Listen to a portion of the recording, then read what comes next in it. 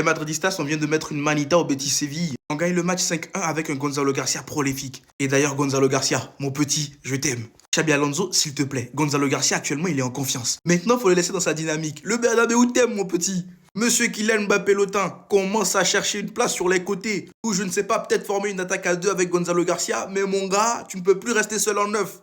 Mais qu'est-ce qu'on veut de plus? Le petit, il aime le Real Madrid, il a la rage.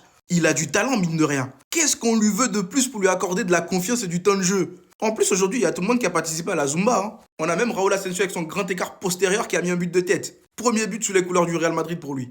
Même l'acteur hollywoodien, il a mis un but aujourd'hui. Les gars, c'est trop. Rodrigo, il fait un très bon match aussi. J'aurais bien voulu qu'il mette son petit but, mais je crois qu'il s'en sort avec des passes décisives, je pense. Mais ça fait grave plaisir de le retrouver à ce niveau. Et j'espère vraiment qu'il va continuer sur cette lancée-là parce qu'il peut tellement nous faire du bien.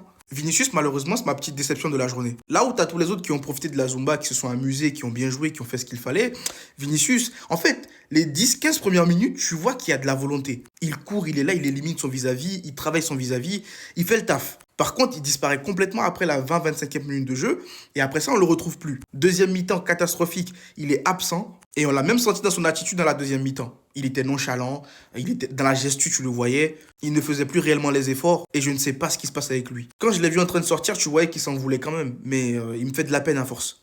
Rudiger, lui, des fois, il est toujours aussi bizarre, donc je n'en parle pas 15 000 ans. Bellingham, il y en a qui vont être durs avec lui sur ce match, mais moi je trouve qu'il a plutôt fait un bon match. Ouais, je vous le dis. Par contre, il y a encore de l'amélioration à voir, surtout dans ce nouveau rôle de milieu de terrain qu'il a, mais franchement, il y a beaucoup de positifs. Arda Güler, j'ai bien aimé son entrée en jeu aussi. Et c'est là qu'on voit que ce petit-là, en vrai, on va le laisser se reposer sur le banc, qu'il réfléchisse un peu. Il entre un coup de match, voilà, par-ci, par-là. Peut-être que ça va l'aider à reprendre en confiance, mais en attendant, laisse la place de titulaire. Kamavinga, le match de patron qui nous a sorti aujourd'hui également. Je trouve qu'il se complète bien avec Tchouaméni. Par contre, je trouve que son jeu doit encore prendre un tout petit peu en maturité. Parce que dans les derniers gestes, quand il est aux abords de la surface ou dans la surface, t'as l'impression qu'il perd toute sa tête. Il n'arrive pas à avoir la lucidité, mais je vous jure, quand il va travailler ce truc-là, et qu'il va être monstrueux dans ce registre-là également, il peut être injouable.